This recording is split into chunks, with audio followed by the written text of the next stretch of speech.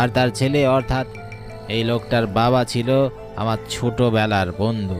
কিন্তু সেটা রাজার সহ্য হতো না, কারণ আমি ছিলাম এক গরিব কৃষকের ছেলে। একদিন আমি আর রাজার ছেলে মিলে বাগানে খেলছিলাম। সেটা দেখে রাজা প্রচণ্ড রেগে যায়, আর রাগের মাথায় আমাকে মারতে মারতে শেষমেশ মেরেই ফেলে। তারপর? তারপর আমার নিথর দেহটা পুকুর পাড়ে ফেলে দিয়ে যায় রাজা।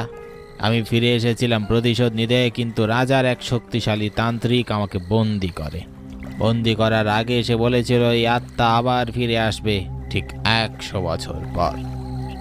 তাই রাজা আর তার বংশধরেরা রাজবাড়ি ছেড়ে পালিয়ে যায়। আর সেই প্রতিজ্ঞায় 100 বছর পূর্ণ হলো। আমি এখন ফিরে এসেছি। এই রাজবংশের শেষ রক্তবিন্দু এই রাজার নাতিকেই মেরে আমি আমার বহুদিনের প্রতিশোধ সম্পন্ন করব।